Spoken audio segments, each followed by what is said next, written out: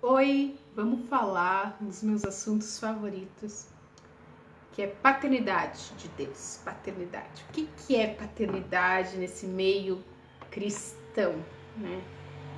Muitas vezes a gente, hoje em dia, principalmente, está muito deturpado do que seria a tarefa da paternidade em relação a Deus, em relação então aos paradigmas da sociedade, do que é o homem hoje em dia, né? Muitas vezes, depois do feminismo, a gente sabe, a mulher assume o papel tanto de homem como de mulher, e inclusive colocam isso nas costas do cristianismo, né? O cristianismo da autoridade de ser machista, aquela coisa toda que a gente tá bem habituado a ouvir, né? Então a gente vai estar vendo um pouquinho também tudo essa questão que envolve, né, a paternidade dentro da igreja, que também tem afastado a religiosidade, tem afastado as pessoas da paternidade de Deus. Como é que tu vai saber o que é paternidade de Deus se tu não sabe nem o que é paternidade na própria vida, né? Sua própria vida, na vida dos seus, ou por mau exemplo, claro, graças a Deus muita gente tem a família estruturada, mas a gente sabe quantas pessoas têm a família totalmente estruturada, sem o pai, né, a mãe fazendo todas as tarefas, sendo maravilhosa, fazendo o que pode. É muito difícil uma mãe que abandona os seus filhos, mas é a sociedade que a gente vive hoje, e a gente tem que saber que tudo o que a gente vive a gente vai reportar para a nossa divindade, que é o nosso Cristo, né, o nosso Deus. E a gente vai estar vendo um pouquinho isso. A paternidade na igreja, ela emerge espiritualmente, né, a partir de Deus. Deus é Pai. Então, ele vem guarda-chuva de, no caso de autoridade, de poder estar confiando, né? Tipo, você é uma criança, você vai confiar nos seus pais. Você frequenta uma célula, você vai confiar no líder que está conduzindo a célula. Você vai confiar no pastor, né? Se tem um pastor só numa igreja, ou se tem vários pastores, enfim, você confia, né? Se essa pessoa não tem a identidade de Cristo, formada em Cristo, você vai acabar sair ferida nessa história. Então, a gente tem que saber que, antes de tudo, isso traz muita cura para as pessoas. Deus é o Pai perfeito. Ponto. Então você pode ter passado traumas na sua vida com o seu pai, você não concorda como ateu que Deus exista. Então existe uma relação autoridade masculina em relação a Deus. Então se não dá certo, já descarrega, porque é assim mesmo, já né? Não quer mais ouvir falar. Então se reporta essa autoridade para os líderes depois na igreja, e a gente vai vendo que a princípio deveria ser lideranças instituídas por Deus, muitas vezes são colocadas por homens, né? Então são pessoas carnais colocando outras pessoas carnais que acabam destruindo vidas, infelizmente. A maternidade viria, né, da figura do Espírito Santo. O que faz o Espírito Santo? Ele acolhe, ele inspira, ele abraça, ele nutre, né? Então é próprio do universo masculino isso, da relação, né? De estar inspirado, né? O brilho, você vê uma mulher vivaz, é alegria, deveria ser, né? Óbvio. Mas, assim como tem vários temperamentos, mas a princípio é isso, é a meiguice, é o acolhimento, é o aconchego. Esse é o princípio que o Espírito Santo faz esse papel. Então, Deus, Pai da autoridade, as normas, enfim, e tudo se rege nos princípios dele. O Espírito Santo dá isso. E a fidelidade, que seria a parte de filho, que é o que somos nós também, vem da pessoa de Cristo, né? Então, flui ali, e a partir dos membros, do que é o corpo de Cristo, a gente vai vivendo em plenitude e unidade, que é como Cristo cabeça. Então a gente vai dando a continuidade do corpo. Então, como a gente viu, então a igreja para o mundo é importante, né, que tenha um homem à frente, porque o homem para a sociedade impõe mais respeito, né? E a gente sabe que o inimigo se utiliza muitas vezes desse lado emocional da mulher quando são cargos de liderança, a fragilidade, né? E todo isso, a básica seria do lar para destruturar, inclusive, a sua casa, enfim. Mas é por isso que temos que ter muito cuidado com as lideranças femininas, porque sim, as mulheres têm dons, têm talentos únicos, têm ministérios pastorados femininos, tem sim diáconos, tem sim mestres, profetas, evangelistas, apóstolos, sabe? Porque Deus distribui e dá os dons conforme os ministérios e conforme a ação que as pessoas vai se colocando ali na presença de Deus.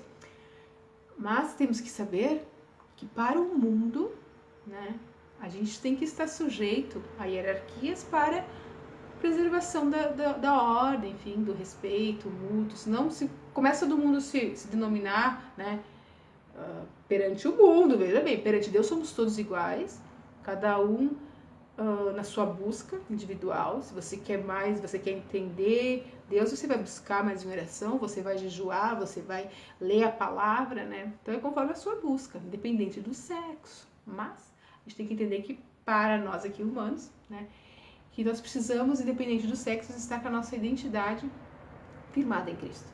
De preferência curado, andando em unidade, e dando todo o louvor, toda a glória, e, né, unidos nos valores e missão para a honra e glória de Deus. Então, a primeira etapa para alcançar um amadurecimento como filho, então, e se tornar pai espiritual. Sim, se você, né,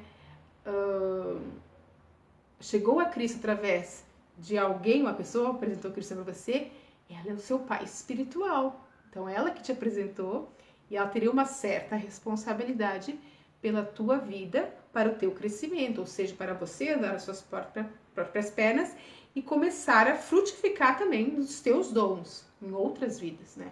Porque o ministério não para. Se você para e segura o teu rebanho ali, você está dominando aquelas pessoas, e isso não é o reino. O reino de Deus, ele é expansivo. Você vai e dissemina, né, a graça, a bênção, a glória de Deus. Então, primeiro, você vai ser gerado, então, por Deus. Você vai entregar sua vida para Cristo, né? Pedir para o seu nome ser escrito no livro da vida. Todo mundo passa por esse momento, que realmente é algo espiritual, que o teu ser testifica, né? E é mágico, muitas vezes é o batismo do Espírito Santo, né? Você busca mais, Deus promete o batismo do Espírito Santo. O batismo do Espírito Santo é manifesto através dos dons. Eu creio que a partir do momento em que você tem consciência que ele está em você, você já tem os dons. Mas você, às vezes, não está buscando muito para ele estar mais superficial, para você sentir ele mais rapidamente, para estar exercendo os dons que ele te deu. Aí tu deixa passar muitas vezes, né? É uma escolha de cada um, enfim. Mas é bom viver na plenitude do Espírito, né? Então, é necessário a gente estar sempre dependendo de Deus, né? Tivemos aula de dependência de Deus, para também depois estar amadurecendo. Então você gera e você amadurece em Deus através do Espírito Santo, tendo intimidade com Deus, né, no seu momento de oração, e poder olhar tudo que Ele tem te abençoado, que Ele tem sido bom, misericordioso a cada respirar, não é cada dia, é cada respirar nosso. É pela misericórdia dele que a gente está vivo. É pela misericórdia dele que a gente tem um teto, pela misericórdia dele que a gente tem alimento, pela misericórdia dele que a gente ainda tem liberdade nesse país. E a gente tem que estar atento, né, a ouvir a voz dele. O que é preciso, né, para a gente estar cada vez mais em intimidade com ele, evitando a carnalidade, o nosso comodismo, enfim, tudo aquilo que nos afasta, né? Principalmente as nossas dependências do mundo, tudo que a gente nos aprisiona, né? Nos coloca em prisão mental, espiritual, emocional. A gente tem que estar quebrando, amadurecendo. Isso é o processo de libertação, que a gente vai ter aula de libertação também e cura interior. E Nisso a gente vai, mas é um caminhar, e vai conforme o teu entendimento hoje. Quanto mais você buscar, mais às vezes ele pode dar revelação infinita num segundo, se ele quiser, né? Mas normalmente você tem que ir atrás, estudar, buscar, descansar na sua misericórdia e receber o refrigério diariamente. Então, depois que você amadurece, né, você tem que permanecer filho a vida inteira. Filho, o que o filho faz? O filho é dependente do pai. O filho está sempre disponível para o pai, em honra, em graça e alegria, sempre, né? Por mais que pais e filhos briguem, volta e meia, mas você tem que estar disponível. Isso é em amor, né? Mesmo em relação ao pai e à mãe, mas todo mundo tem que estar disponível em amor, porque somos uma família, pai, mãe, filhos, enfim, e somos uma família como o corpo de Cristo. A gente tem que se tornar como o corpo de Cristo pais espirituais, assim como nós tivemos os pais espirituais que nos geraram em Cristo, a gente tem que estar em Cristo, né? E nos tornar pais. E como é que a gente se torna pais? Falando da miserabilidade de Deus e que a salvação é para todo que crê, né? E não pereça, né? Não pereça no seu mundo miserável e sem consciência, enfim, olhando para as coisas dessa terra, né? Carnais, coisas, tudo que a gente vê, tudo que a gente, na nossa emoção, no nosso próprio entendimento, isso aqui são coisas passageiras que a gente muitas vezes cria e que não tem nada a ver com Deus, tá? Muitas pessoas estão ali sofrendo porque quer, não é Deus que quer, porque Deus só é liberdade, paz e alegria, porque Ele é Espírito. Nós é que somos seres independentes, se a gente quiser, lógico, ou a gente vive na dependência dele através do Espírito, ou a gente vive no nosso próprio entendimento e fazendo do jeitinho que a gente acha. Deus diz que a gente precisa desse amor, e lógico, a gente precisa dele. Vamos ver o que diz lá em João 14,5. Ninguém vem ao Pai senão por mim. E daí João 14,9 diz: quem me vê, vê o Pai. A gente vai ao Pai através de Cristo. E se a gente vê Cristo, a gente vê o Pai. E se a gente vê Cristo, Pai, a gente vê a nós mesmos. Que nós não somos nada sem Ele. E que é Ele que nos enche, que é Ele que nos usa, e é Ele que nos ensina todas as coisas, e é Ele que é e deve ser sempre glorificado. Ele nos convida sempre a estar vivendo, né? Como a mulher samaritana. Quem lembra da história da mulher samaritana? Lá no poço. Os samaritanos eram renegados, né? Eram segunda classe lá. E mulher ainda por cima. Ainda por cima, vários casamentos. E Deus desmembra e mostra que o que importa é a nossa busca, a nossa ligação em adoração com Deus. E Deus sabia do coração daquela mulher. Deus sabia do coração receptivo daquela mulher. E assim Ele pôde falar ao coração dela. Porque se ela estivesse fechada, seria quantos ali na Bíblia que se fecharam? Deus deu a palavra, Jesus deu a palavra. Não, o jovem rico, né? Os romanos, ao matarem ele, simplesmente o entendimento, né? Os fariseus, enfim, é Deus quem permite também. Por isso que quando você está orando pela conversão de alguém, de repente a pessoa vai colher, vai ser pai espiritual, daí não tem problema, você orou, você fez parte daquilo, você está depositando em Deus unicamente a glória, é Ele quem faz, é Ele que conduz, é Ele que leva a conversão, mas você já está fazendo parte daquela obra. E o que importa é que as pessoas venham a ter esse entendimento e a estar se consertando com Deus e entrando no mundo espiritual, que é poder.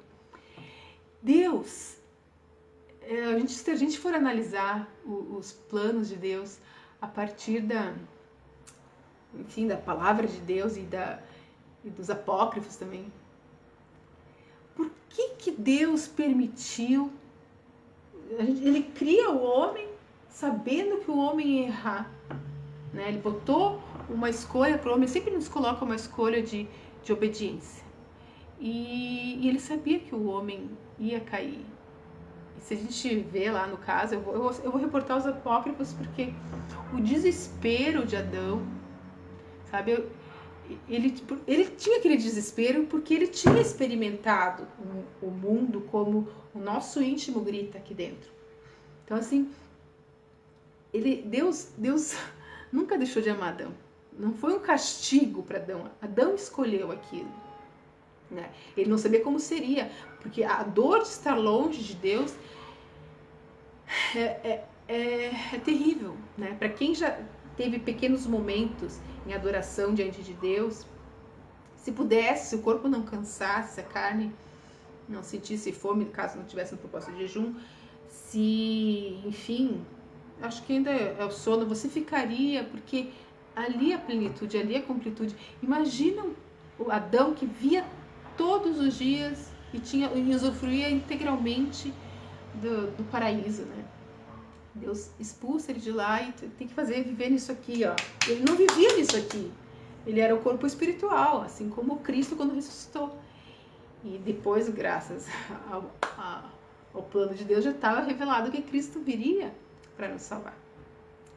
Ele declara o tempo todo na palavra que ele rejeita, né, o mundo. O mundo é isso aqui, né? Não que ele rejeite nossa saúde, nosso corpo físico, que está perecendo a cada dia, mas ele diz que isso aqui não é, a essência dele é espírito, né?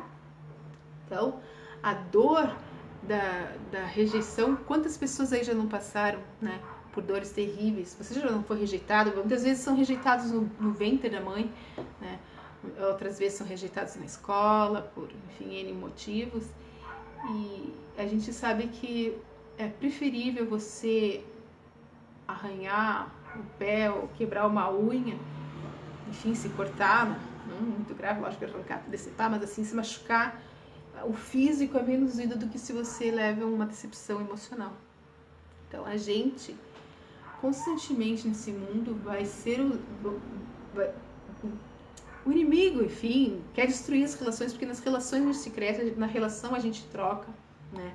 A sabedoria, a gente, na multiplicidade de conhecimento, de pensamentos, há sabedoria, né? A gente tem que entrar no consenso. Então, ele faz questão de dividir todo mundo, para que não se chegue em consenso e todo mundo fique pensando nos seus mundos individuais que ele vai semear também, né? E afastar o homem de chegar a um pleno conhecimento, entendimento entre si, e suportar uns aos outros, não só suportar de aguentar, mas suportar de segurar um ao outro, né? E poder frutificar. Então, Deus é um Deus forte, é um Deus de um amor incondicional. Ele, a gente sabe, é justo, é santo, é perfeito, é tudo que existe de mais maravilhoso. E por incrível que, por mais que você brigue com alguém, principalmente em relação aos matrimônios, divórcios, não sei, o amor existiu, ele nunca deixa de existir. O que deixa de existir, o que passa para o homem carnal aqui é a admiração, né? Por isso que os resgates dos casamentos está em rebuscar o que se sentia no começo, né? E procurar resgatar a pessoa que realmente tu é. Porque quando você está no início de uma relação, você é vivo, você aproveita, você ri, você conversa. Aí no casamento as feridas vão se acumulando e não há conserto. Chega uma hora que o troço estoura, né? E já aí muitas vezes é tarde demais. Mas com Cristo tudo pode ser ressolucionado. Se as pessoas estão dispostas, né, a consertar, a não repetir erros, aquela coisa toda básica que todo mundo sabe.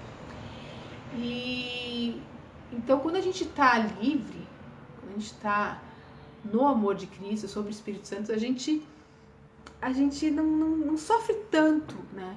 A gente compreende que aquela pessoa que nos fere, ela é humana e, né, eu tô aqui sofrendo, na verdade, nem é sofrendo, eu gostaria de estar aí, mas eu te entendo, tudo bem, vamos ver, se precisar qualquer coisa, eu tô aqui, você consegue passar por cima, né, se a pessoa se transformar. Porque se a pessoa mantém o comportamento de machucar, não tem por que você ficar junto, né? Mas o amor de Deus, ele é incondicional. Ele vai, como pai, né? Ele vai estar sempre disponível a estar suprindo, cuidando, direcionando, protegendo, né? Que é o papel do pai, né? Dando direção para o seu filho. O sofrimento da gente é uma arma que Deus usa, é uma ferramenta que Deus usa para a gente estar amadurecendo. Então, se você está sofrendo, analisa os seus sentimentos e perceba o que Deus quer te ensinar. O que Deus está querendo ensinar com isso? Não é para sofrer, é para você receber a pancada emocional, no caso, respirar fundo e olhar, né? Como no filme Matrix. As balas estão vindo, né? Se você não tem o poder que ele tem, vai te atingir. E normalmente ele te atinge, mas você consegue colocar uma barreira que ela caia, né? E não te fira a ponto de você se ressentir, se isolar e se fechar. Amém? A fé, então, é a partir de um amor que motiva e nos dá ânimo para obedecer em alegria, e que é uma das grandes características, né, dos dons, dos frutos do Espírito, é a alegria, que é própria de Deus. Deus é um ser alegre. A visão que a gente tem de pai perfeito, é a visão que a gente vai ter de Deus. A forma como você acha que o seu pai deveria se relacionar contigo é a visão que a gente vai ter de Deus. Entendeu? Então, a forma como você vê Deus não é a mesma forma que eu vejo Deus. Porque tem pessoas, na verdade, isso eu fui descobrir conversando com amigas, né? Uma, principalmente, precisava de um pai duro. Né? Vai lá, guria, o que tá fazendo aí, sua cabeçuda? Por exemplo.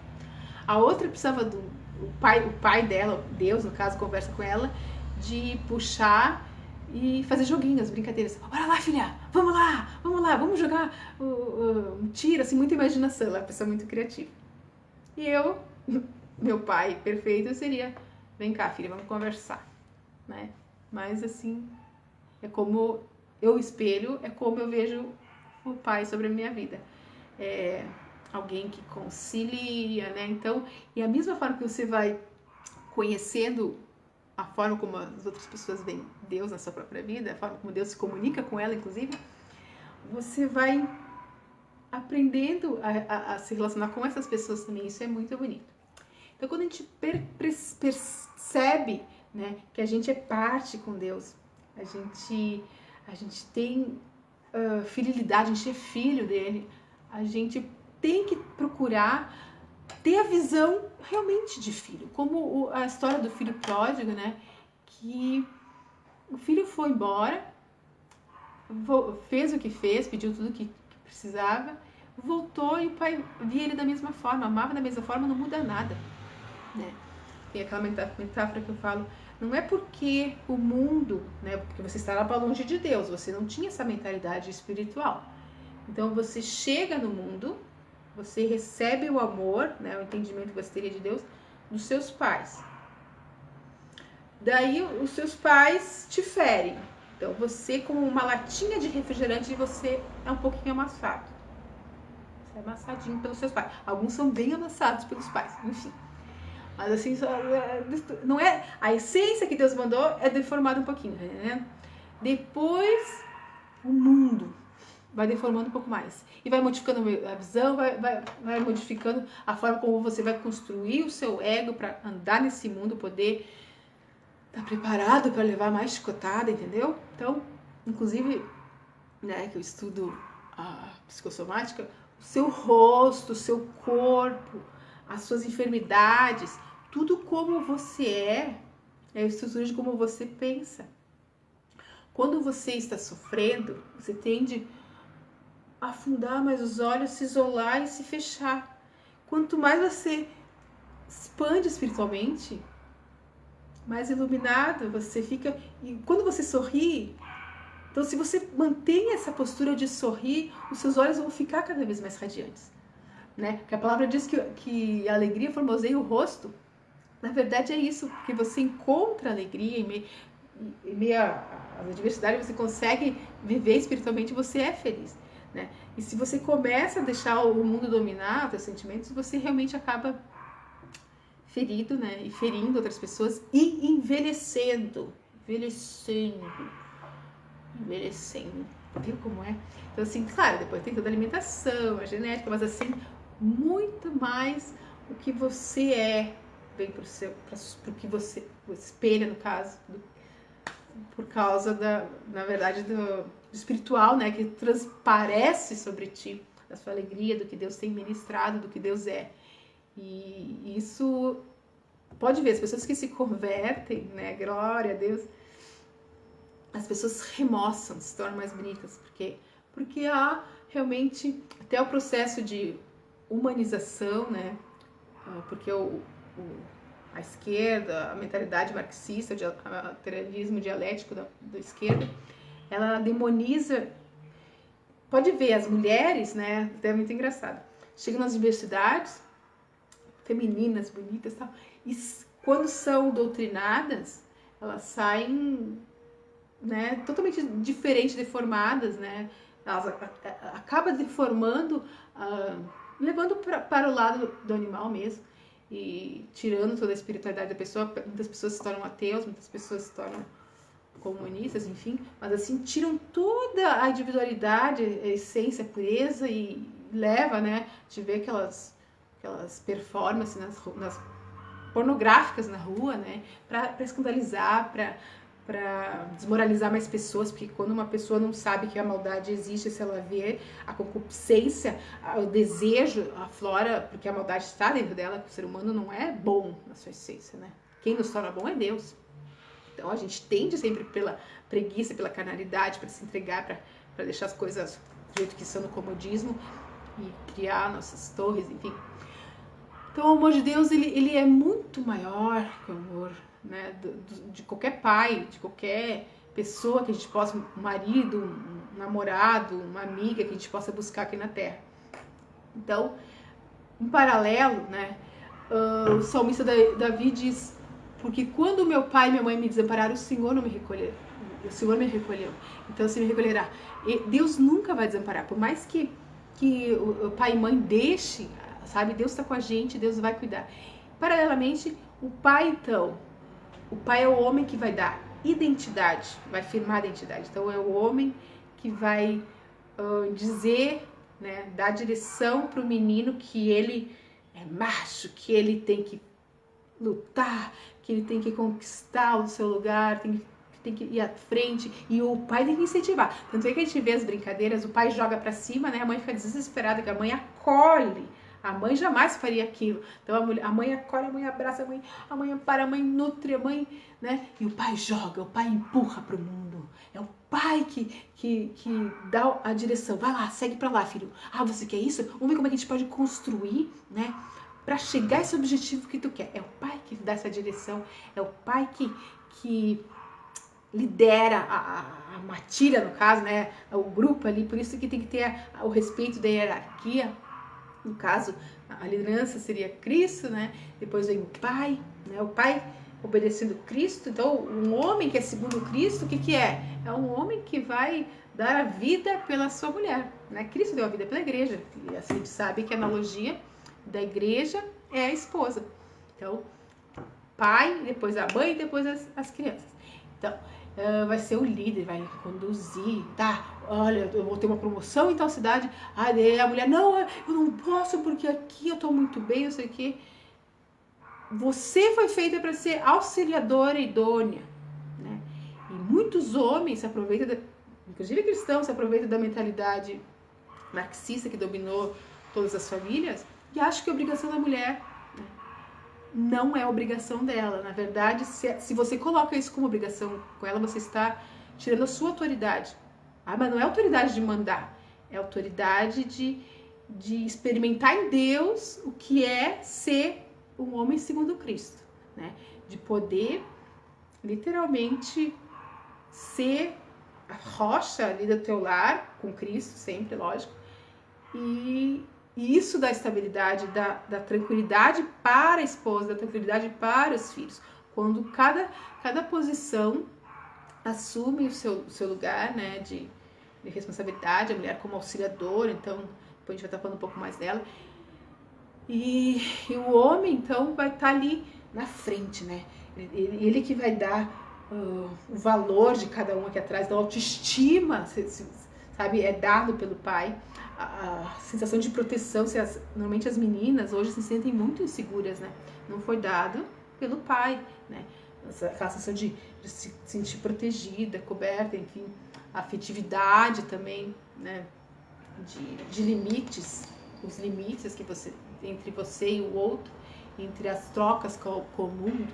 E já a mãe, então ela é própria, né? Ela vai ensinar para a criança a organização, né? A administração, ela que deveria, enfim, administrar lá, porque ela sabe o que falta, o que precisa para casa, o que é mais importante, quais são as prioridades. Claro que existem, sempre a gente sabe as disfunções, que é, no caso é tanto homem como mulher, que colocam a si próprios acima e descompensam toda a família, né? Então, a mulher também é responsável pelos vínculos emocionais. Então, se você é muito carente, né? Porque você não teve esse primeiro contato, a primeira coisa que deve se fazer para um bebê é quando ele sai do ventre direto para a mãe. Porque era ali que ela estava confortável. Imagina, passa 9 meses dentro de um ventre e sai imediatamente afastada da mãe. Não, a primeira coisa que deve ser feita é vir para a mãe, porque ela saiu do ventre, diz que a dor do pulmão é terrível.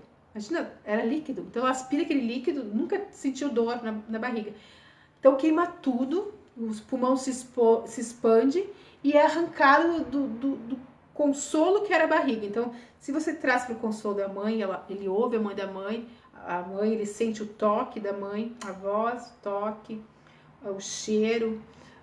Então, os sentidos dela são aprimorados com a mãe, aí ela já se acalma mais rápido, ela não se sente abandonada, senão ela pode ter essa impressão de abandono, né? Tudo que se leva para a fase adulta é porque se viveu na infância. Então, se ela interpretar como abandono aquele primeiro momento, e assim é por toda a infância, a gente sabe, ela vai levar pro resto da vida isso. Então, traga pra mãe. De repente, até põe o seio para já tentar, porque o primeiro estímulo como é que eu fugi o nome?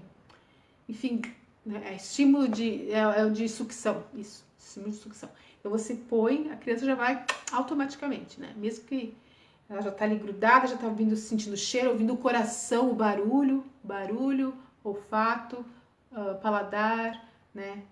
O toque. Então ela tá sentindo todas as necessidades no momento ali. Né? Se é gêmeo, põe um de cada lado, não tem problema, porque eu sou gêmea, por isso que eu tô falando. Tem que ter isso, pra criança se sentir ali nutrida, cuidada, né? E nutrida, quando a gente fala de nutrição, a gente não tá falando só de alimento, a gente tá falando de nutrição emocional, nutrição de pensamentos bons. Então, a mulher é que vai ser esse acalento, né? Então, esse senso de apoio também é a mulher que vai passar para ele, saber que ele pode contar. Então, essas são características, então, pai e mãe separado carnais, e que Deus contempla todos, né? Ele é o pai perfeito. A gente não consegue, como seres humanos, a gente não chega na dimensão do amor de Deus, né? Que está lá em 1 Coríntios, né? 3, do 3 ao 1, e depois em Hebreus 5, do 11 ao 14. Vocês podem ler depois. A gente não consegue entender, então, o amor de Deus. Deus é algo que transcende o entendimento humano. Por mais que você tente dimensionar e falar sobre o que é o amor de Deus, quem é a pessoa de Deus, de Cristo, a gente nunca vai chegar, porque a gente fala conforme a nossa própria perspectiva. Então, conforme o meu entendimento, conforme o conhecimento, conforme as minhas experiências, é assim que eu vou sentir e falar. Mas eu tenho que estar apta a aprender. Quanto mais religioso é a pessoa, mais ela se fecha naquilo que ela acha que é verdade e não permite que Deus ministre. Às vezes Deus fala, e tá ali uma mureta fechada para não ouvir, né? Então, os frutos, a gente tem que saber que tudo depende dele. a gente vai se identificar com ele. Se a gente ainda é criança na fé, ou se a gente já é maduro para ser pai, a gente tem que estar buscando nele para estar vendo como é que a gente pode fazer. Se a gente vai continuar andando na religiosidade, aquilo que a gente recebeu, de repente, dos nossos avós, dos nossos pais, né? Ou se a gente vai começar a andar no espírito. Os líderes deveriam ser pais, né? Maduros, que a partir do momento que você vem do mundo, você tem que ter esse parâmetro, né? E muitas vezes esses pais da igreja estão ali colocados por homens e acabam ferindo, né? Ferindo, na verdade, é dividido por ministérios, muitas vezes, que é assim que deveria ser. O evangelista ganha, né? O pastor acolhe, cuida, o mestre ensina, o profeta dá a direção, enfim, e o apóstolo faz um pouquinho de cada um ali, fica pau pra toda obra, né? Mas assim, e isso aqui, se tu não tá maduro, se você não busca, né, tá andando nos princípios, nos propósitos de Deus para sua vida, a gente vai estar facilmente incorrendo a como esses líderes também. Então, aprendam com o erro dos líderes, né? Sempre perdoem, né? Se for um coração bom, se não for algo que esteja dominando toda a congregação, que possa envenenar e você estar sendo conivente com aquilo, primeiro você alerta, né? Se a pessoa não quiser, no caso o líder, mudar, você tem carta branca, sua cobertura é Deus, para sair, procurar outro lugar, deixar no tempo de Deus encaminhar todas as coisas. Mas voltando, então os líderes que não são pais, eles começam a gerar estratégias. Quem nunca viu aí igrejas que a cada tanto tempo muda a estratégia? Agora é célula, agora é discipulado, agora é evangelismo só, agora é encontro com Deus. Então começa a mudar estratégia. E a gente sabe, isso os grandes avivamentos sempre foi assim. Onde a presença de Deus se manifesta é onde as pessoas reconhecem a soberania dele e sabem, pedem pela misericórdia, né? Se arrependem, né? O verdadeiro avivamento é arrependimento. Arrependimento, o que é arrependimento? É olhar suas miserabilidades, seus pecados e dizer, não quero mais fazer isso. É se converter, você literalmente vira totalmente a sua direção para o caminho que Deus está indicando. Então, você não precisa de estratégia.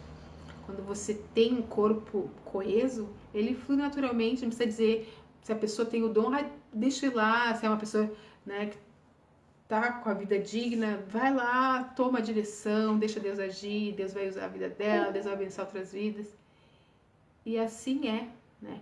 A gente só precisa estar ouvindo atentamente a voz dele e seguir, frutificar cada dia mais como filhos, né? Nele, com ele a gente vai ter a intimidade de filho.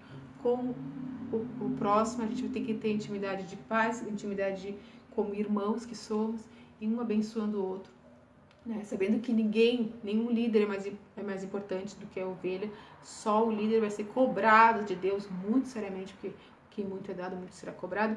Então, se ele te deu essa liderança, mesmo que tenha sido canalmente por outras pessoas, canais colocaram, e você tem ferido pessoas, Deus vai cobrar. E isso vem, a conta chega cedo ou tarde, e se vida se perder na tua mão, ai daqueles que mexem com os pequeninos do Senhor, né? As pessoas têm que se dar conta disso. Tem a história, então, do filho pródigo, né? Que sempre é bom estar recordando. Afinal, vamos ver a figura do pai e os filhos, né? Como Deus age nisso tudo. Então, o pai, para ele, o filho voltou, era o filho, independente de como ele estava. Inclusive, o pai deve ter se compadecido. E certo, quando o filho estava longe, ele ficava, Deus vê, lógico. Mas o pai ali fica pensando, mas como assim? Tá longe? Como será que tá passando, né? A cabeça do pai, no terreno, viaja, né? Sempre pensa o pior. Misericórdia, ser humano. Apesar de orar, né? Fica preocupado, a gente sabe. Mas assim, Deus, ele sendo o pai perfeito, ele sabe o que está acontecendo, né? E ele tá do lado da gente, né? Ele tá sempre ali, filho, volta para casa. O que é voltar para casa quando a gente está aqui na Terra? Volta pro Espírito, meu filho. Acorda, desperta. Você não é essa dor, você não é o teu pecado, você não é a sua perda, né? E infelizmente a gente, ser humano, né, carnal, com a visão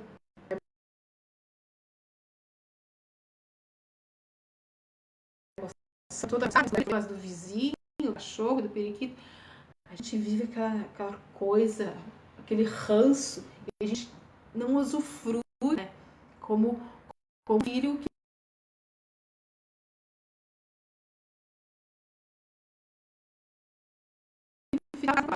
o filho que ficou, ele não via tudo que Deus estava dando para ele, ele tinha direito a tudo. Deus disse, o pai disse, você tinha tudo aqui, né? Quando ele reclamou que nunca me deu um bezerro para matar, enfim, passou inveja, injustiça, se sentiu injustiçado, né?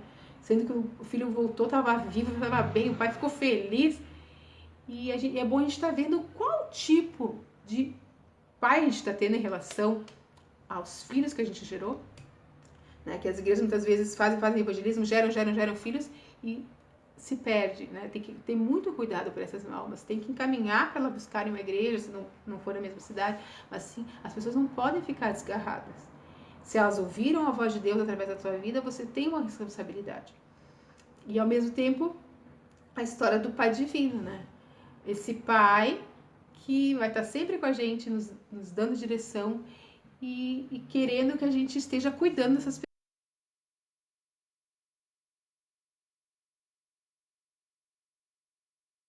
pessoas também, e indo atrás daqueles que se perderam, assim como ele, como pai, sempre está junto, né? Ele nunca abandona, ele está sempre perto, mesmo que a gente esteja na lama, a gente tem a luz dele dentro da gente, ele está vendo a gente dentro da lama, ele enxerga, né? E assim a gente deve ser. Então, como você gerou, se você quer gerar filhos espirituais, esteja orando para que Deus esteja ajudando.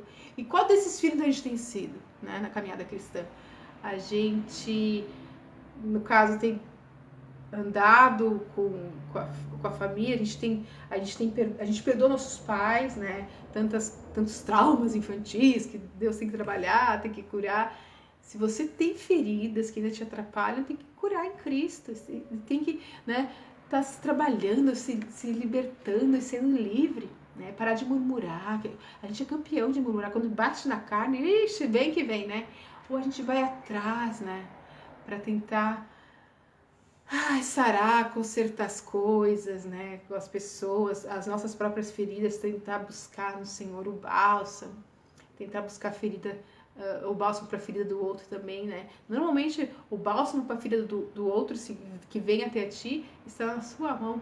A gente tem que usá-lo para isso é frutificar o Espírito Santo não somente na nossa vida, mas na vida das outras pessoas, e que a gente possa ser dia a dia sal da terra, luz do mundo, e frutificar no Senhor Jesus.